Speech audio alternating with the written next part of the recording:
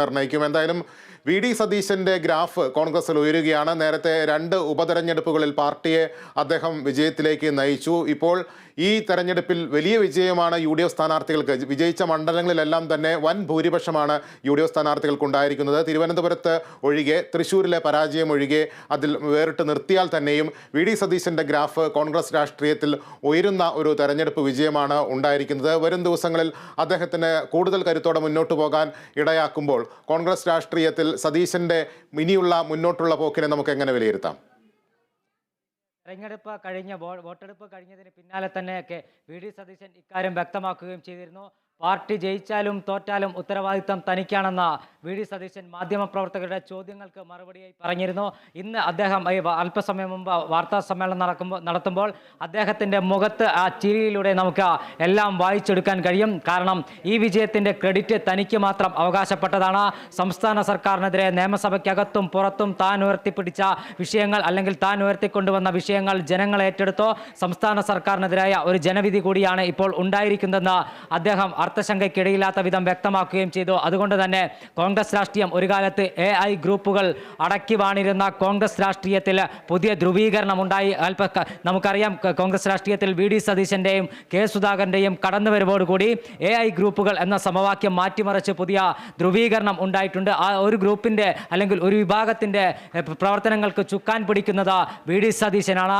അദ്ദേഹവും KPCC പ്രസിഡന്റും തമ്മിലുള്ള അഭിപ്രായ ഭിന്നതകളും ഇതിനകം തന്നെ പലപ്പോഴും പരസ്യമാകുകയും ചെയ്തിരുന്നു. പാർട്ടിക്കകത്ത് വി ഡി സതീശന്റെ സ്ഥാനം അദ്ദേഹം അരക്കിട്ടുറപ്പിച്ചിരിക്കുന്നു.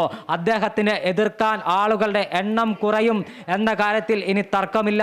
കാരണം വി ഡി സതീശൻ പാർട്ടിക്കകത്ത് ഒരു അധികായകനായി വളർന്നിരിക്കുന്നു. ലിബീഷ് പറഞ്ഞതുപോലെ ഉപതെരഞ്ഞെടുപ്പുകളിലെ മിന്നും വിജയം, ഇപ്പോൾ ലോക്സഭാ തെരഞ്ഞെടുപ്പിൽ ഉണ്ടായിരിക്കുന്ന വിജയം, ഇതെല്ലാം തന്നെ വി ഡി സതീശൻ്റെ ഗ്രാഫ് കുത്തനെ ഉയർത്തിയിരിക്കുകയാണ്.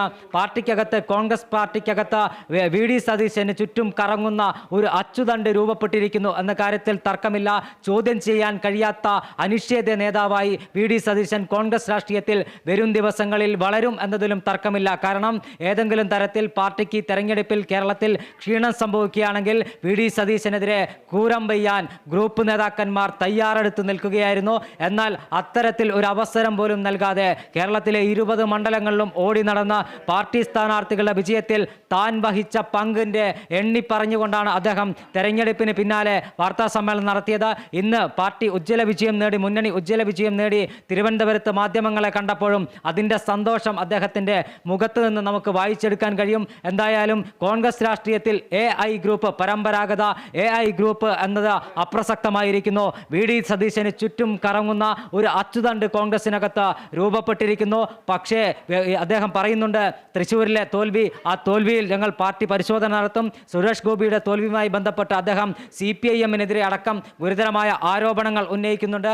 ശശി തരൂരിൻ്റെ ഈ വലിയ മാറ്റുള്ള വിജയമല്ല ശശി തരൂരിനുണ്ടായിരുന്നത്. ആ വിജയവുമായി ബന്ധപ്പെട്ടും അദ്ദേഹം കുറേ ആരോപണങ്ങളൊക്കെ ഉന്നയിക്കുന്നുണ്ട്. ഇതെല്ലാം വരും ദിവസങ്ങളിൽ പാർട്ടിക്കകത്ത് ചർച്ചയാകുമ്പോഴും വി ഡി സതീശൻ തൻ്റെ സ്ഥാനം കോൺഗ്രസ് പാർട്ടിയിൽ അരക്കിട്ടുറപ്പിച്ചിരിക്കുന്നു എന്ന് തന്നെ നമുക്ക് ഈ നിമിഷം വിലയിരുത്താനും വിശകലനം ചെയ്യാനും സാധിക്കും. ലിബീഷ്, നിതിൻ, ഈ തെരഞ്ഞെടുപ്പിന് മുൻപ് ഈ സ്ഥാനാർത്ഥികളുടെ ഒരു ഓൺലൈൻ യോഗം ചേർന്നപ്പോൾ വി ഡി സതീശൻ പറഞ്ഞതായിട്ടാണ് അറിയാൻ കഴിഞ്ഞത്. ആരെങ്കിലുമൊക്കെ ഈ ലോക്സഭാ തെരഞ്ഞെടുപ്പിൽ ഉഴപ്പി തോറ്റ് നിയമസഭയിലേക്ക് മത്സരിച്ച് മന്ത്രിയാകാം എന്നുള്ള മോഹത്തിൽ ആരും നിൽക്കേണ്ട എന്നുള്ള ഒരു താക്കീതിൻ്റെ സ്വരത്തിലുള്ള ഒരു മുന്നറിയിപ്പ് നൽകിയിരുന്നു. അത് ഇപ്പോൾ ഇപ്പോൾ പിന്നിൽ നിൽക്കുന്ന കെ മുരളീധരൻ അല്ലെങ്കിൽ അടൂർ പ്രകാശ് അടക്കമുള്ള നേതാക്കൾക്കുള്ളൊരു മുന്നറിയിപ്പായിരുന്നു. ഈ ഒരു ഘട്ടത്തിൽ നമ്മൾ പരിശോധിക്കുമ്പോൾ ഇവർ രണ്ടുപേരും, മുരളീധരൻ തോറ്റു, ആറ്റിങ്ങലിൽ അടൂർ പ്രകാശ് പിന്നിൽ നിൽക്കുന്ന ഒരു സാഹചര്യമുണ്ട്. ആ വാക്കുകൾ ഇപ്പോൾ കൂടുതൽ പ്രസക്തമാവുകയാണ്. തീർച്ചയായും ലോക്സഭ അതിൻ്റെ കാലാവധി അവസാനിക്കുന്നതിന് മുമ്പ് തന്നെ കെ മുരളീധരൻ ഇനി താൻ ലോക്സഭയിലേക്ക് പോകാൻ തനിക്ക് താല്പര്യമില്ല, കോൺഗ്രസിൻ്റെ ചിന്തൻ ശിബിറിലടക്കം ഇക്കാര്യം അദ്ദേഹം വ്യക്തമാക്കുകയും ചെയ്തിരുന്നു. സമാനമായ നിലപാട് തന്നെയായിരുന്നു അടൂർ പ്രകാശിനുള്ളത്. അടൂർ പ്രകാശിൻ്റെ കണ്ണ് KPCC അധ്യക്ഷ പദത്തിലേക്കായിരുന്നു. അതോടൊപ്പം തന്നെ സംസ്ഥാന രാഷ്ട്രീയത്തിലേക്ക് തിരിച്ചു വന്ന് അടുത്ത നിയമസഭാ തെരഞ്ഞെടുപ്പിൽ മത്സരിച്ച മന്ത്രിയാകണമെന്നൊരാഗ്രഹം അടൂർ പ്രകാശിനുണ്ടായിരുന്നു.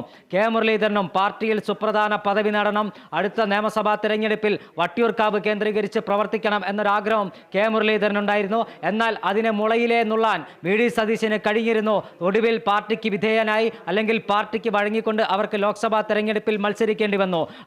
ഇവർക്കുള്ള ഇത്തരത്തിൽ ഹൈബി ഈഡൻ ഉൾപ്പെടെയുള്ളവരും അത്തരത്തിൽ ചില നിലപാടെടുത്തിരുന്നു. ഇത്തരക്കാർക്കുള്ള ഒരു മുന്നറിയിപ്പായിട്ടാണ് വി ഡി സതീശൻ അന്ന് ഓൺലൈൻ യോഗത്തിൽ പൊട്ടിത്തെറിച്ചത്. പക്ഷേ അവിടെ ലോക്സഭയിലേക്ക് മത്സരിക്കാൻ തീരെ താല്പര്യം കാണിക്കാത്ത കെ മുരളീധരൻ പരാജയം രുചിച്ചിരിക്കുന്നു. ഈ അടൂർ പ്രകാശ് ആറ്റിങ്ങലിൽ ഏറെ പ്രതിസന്ധിയിലൂടെ തന്നെ കടന്നു പോകുന്നു. അവസാന നിമിഷം ഫോട്ടോ ഫിനിഷിംഗിലേക്ക് ആറ്റിങ്ങൽ നീങ്ങുമ്പോഴും വി ജോയ് ഇപ്പോഴും മുന്നിട്ട് നിൽക്കുകയാണ്. 2000-ൽ പരം വോട്ടിന് വി ജോയ് ആറ്റിങ്ങലിൽ മുന്നിട്ട് നിൽക്കുകയാണ്. ഇനി എണ്ണാനുള്ളത് CPM-ന്റെ ശക്തി കേന്ദ്രങ്ങളായ പ്രദേശങ്ങളാണ് എന്നാണ് നമുക്ക് മനസ്സിലാക്കാൻ കഴിയുന്നത്. അത്തരത്തിലാണെങ്കിൽ അടൂർ പ്രകാശും ഏകദേശം ഒരു പരാജയത്തിലേക്ക് തന്നെ കൂപ്പുകുത്തും. ഇവർക്കുള്ള ഒരു മുന്നറിയിപ്പായിരുന്നു അന്ന് വി ഡി സതീശൻ നൽകിയത്. എന്തായാലും വി ഡി സതീശൻ കരുതിയതുപോലെ ഈ രണ്ടാളുകളും പരാജയപ്പെടുകയാണെങ്കിൽ ഇവർ വലിയ വിമർശനം ഉന്നയിക്കും. പാർട്ടി നേതൃത്വത്തിനെതിരെ വലിയ വിമർശനം ഉന്നയിക്കും. പ്രത്യേകിച്ച് കെ മുരളീധരന്റെ വിമർശനം അതിഭീകരമായിരിക്കും എന്നതിൽ സംശയമില്ല. നേരത്തെ സ്ഥാനാർത്ഥി വോട്ടെടുപ്പിന് ശേഷം അദ്ദേഹം തിരുവനന്തപുരത്തെ KPCC യോഗത്തിൽ DCC നേതൃത്വത്തിനെതിരെ KPCC ഭാരവാഹികൾക്കെതിരെ വലിയ വിമർശനം ഉന്നയിച്ചിരുന്നു. എന്തായാലും ഇത്തരത്തോളം വലിയൊരു പരാജയം കെ മുരളീധരനും സ്വപ്നത്തിൽ പോലും കണ്ടിരുന്നില്ല. 3-ാം സ്ഥാനത്തേക്ക് മുരളീധരൻ എത്തുമെന്ന് പാർട്ടിയും കണക്ക് കൂട്ടിയിരുന്നില്ല. ഒരു പക്ഷേ ഒരു തട്ടിമുട്ടിയുള്ള ജയമായിരിക്കും തൃശ്ശൂരിൽ ഉണ്ടാവുക എന്നൊരു കണക്കുകൂട്ടലായിരുന്നു പാർട്ടി. എന്നാൽ എല്ലാ പ്രതീക്ഷകളെയും തകിടം മറിച്ചുകൊണ്ട് മുരളീധരൻ 3-ാം സ്ഥാനത്തേക്ക് എത്തുമ്പോൾ ഈ നിമിഷം വരെ മുരളീധരൻ ഒരു പരസ്യ പ്രതികരണത്തിന് തയ്യാറായിട്ടില്ല. അദ്ദേഹം ആയുധങ്ങൾ ശേഖരിക്കുകയാണ്. തർക്കം വേണ്ട. ബൂത്തുകളിൽ നടക്കം മുരളീധരന്റെ സംഘടനാ പാഠവും നമുക്കറിയാവുന്നതാണ്. കൃത്യമായി ബൂത്തുകളിൽ അനുയായികളുള്ള കേരളത്തിലെ എണ്ണം പറഞ്ഞ കോൺഗ്രസ് നേതാക്കളിൽ ഒരാളാണ് കെ മുരളീധരൻ. അദ്ദേഹം ബൂത്തുകളിൽ നിന്നടക്കം കൃത്യമായ കണക്കും ആയുധങ്ങളും ശേഖരിക്കുകയാണ്.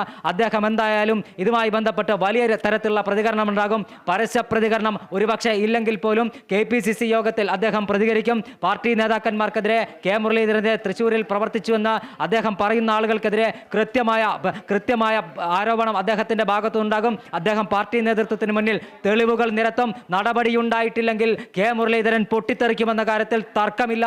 കെ മുരളീധരന്റെ സഹോദരി പത്മജ വേണുഗോപാൽ പാർട്ടി വിടുമ്പോൾ തൻ്റെ കഴിഞ്ഞ നിയമസഭാ തെരഞ്ഞെടുപ്പിൽ പത്മജിയെ പരാജയപ്പെടുത്തിയ ആളുകളുടെ നേതാക്കളുടെ പേര് നിലവിലെ DCC പ്രസിഡന്റ് ജോസ് വള്ളൂർ അടക്കമുള്ളവരുടെ പേരെടുത്ത് പറഞ്ഞ് വിമർശനം ഉന്നയിച്ചിരുന്നു. അതുകൊണ്ട് തന്നെ മുരളീധരനും അത്തരത്തിൽ തനിക്കെതിരെ പ്രവർത്തിച്ചുവെന്ന് തെളിവുകൾ സഹിതം പാർട്ടി നേതൃത്വത്തിന്റെ മുന്നിൽ അദ്ദേഹം എത്തിക്കും. അവർക്കെതിരെ നടപടിയെടുത്തില്ലെങ്കിൽ മുരളീധരന്റെ പ്രതികരണം അതിരൂക്ഷമായിരിക്കും. കോൺഗ്രസ് രാഷ്ട്രീയം തൃശ്ശൂരിലെ പരാജയവുമായി ബന്ധപ്പെട്ട കോൺഗ്രസ് രാഷ്ട്രീയം കലങ്ങിമറിയുമെന്ന കാര്യത്തിൽ യാതൊരു തർക്കവുമില്ല. സമാനമായ രൂപത്തിൽ തന്നെയായിരിക്കും അടൂർ പ്രകാശിന്റെ ഒരു വിലയിരുത്തലും. അടൂർ പ്രകാശ് നേരത്തെ തന്നെ പലയിടങ്ങളിലും ഇക്കാര്യം പറഞ്ഞിരുന്നു. സംഘടനാപരമായി കോൺഗ്രസ് ആറ്റിങ്ങൽ മണ്ഡലത്തിൽ ചലിച്ചിട്ടില്ല എന്നൊരു വിമർശനം അദ്ദേഹം KPCC യോഗത്തിൽ ഉന്നയിച്ചിരുന്നു. പല KPCC ഭാരവാഹികൾ അടക്കമുള്ളവർ ആറ്റിങ്ങൽ മണ്ഡലത്തിൽ കൃത്യമായി ഇടപെടൽ നടത്തിയിട്ടില്ല. അടൂർ പ്രകാശ് സ്വന്തം നിലയ്ക്കാണ് പല ബൂത്തുകളിലും കാര്യങ്ങൾ നിയന്ത്രിച്ചത്. നെടുമങ്ങാട് അടക്കമുള്ള പ്രദേശങ്ങളിൽ, നെടുമങ്ങാടും വാമനപുരം അടക്കമുള്ള പ്രദേശങ്ങളിൽ പാർട്ടി സംവിധാനം കൃത്യമായി പ്രവർത്തിച്ചില്ല എന്ന് അടൂർ പ്രകാശ് ആരോപണം ഉന്നയിച്ചിരുന്നു. നിലവിൽ നമുക്ക് വോട്ടെണ്ണലിന്റെ ഒരു വിശദാംശങ്ങൾ ലഭ്യമാകുമ്പോൾ നെടുമങ്ങാടും വാമനപുരം അടക്കമുള്ള പ്രദേശങ്ങളിൽ കാര്യമായ മുന്നേറ്റമുണ്ടാക്കാൻ കോൺഗ്രസിന് കഴിഞ്ഞിട്ടില്ല. അടൂർ പ്രകാശും കൃത്യമായ തെളിവുകൾ ശേഖരിച്ച് പാർട്ടി നേതൃത്വത്തിന്റെ മുന്നിലെത്തും. നടപടി ഉണ്ടായിട്ടില്ലെങ്കിൽ, പാർട്ടി വിരുദ്ധ പ്രവർത്തനം നടത്തിയ അല്ലെങ്കിൽ സ്ഥാനാർത്ഥിക്കെതിരെ പ്രവർത്തിച്ച ആളുകൾക്കെതിരെ നടപടി ഉണ്ടായിട്ടില്ലെങ്കിൽ അടൂർ പ്രകാശും പൊട്ടിത്തെറിക്കും. കോൺഗ്രസ് രാഷ്ട്രീയം കേരളത്തിൽ മിന്നും വിജയം നേടിയിട്ടുണ്ടെങ്കിലും, ഐക്യമുന്നണിയും കോൺഗ്രസും മിന്നും വിജയം നേടിയിട്ടുണ്ടെങ്കിലും വരും ദിവസങ്ങളിൽ കോൺഗ്രസ് രാഷ്ട്രീയം ഈ പരാജയത്തിന്റെ പേരിൽ കലങ്ങി മറിയുമെന്ന കാര്യത്തിൽ തർക്കമില്ല. മറ്റ് രമ്യ ഹരിദാസിന്റെ പരാജയവുമായി ബന്ധപ്പെട്ട് വി ഡി സതീശൻ പ്രതികരണം നടത്തിയിട്ടുണ്ട്. പക്ഷേ രമ്യ ഹരിദാസ് അവിടെ ആലത്തൂർ മണ്ഡലത്തിൽ CPM-ന് കൃത്യമായ സംഘടനാ സംവിധാനമുള്ള, CPIM-ന് കൃത്യമായ ബേസ് വോട്ടുള്ള ഒരു മണ്ഡലമാണ് ആലത്തൂർ. അവിടെ രമ്യ ഹരിദാസിന്റെ പരാജയവുമായി ബന്ധപ്പെട്ട ചില ബ്ലോക്ക് പ്രസിഡന്റുമാർ അടക്കമുള്ളവർക്കെതിരെ നേരത്തെ ആരോപണം ഉയർന്നിരുന്നു.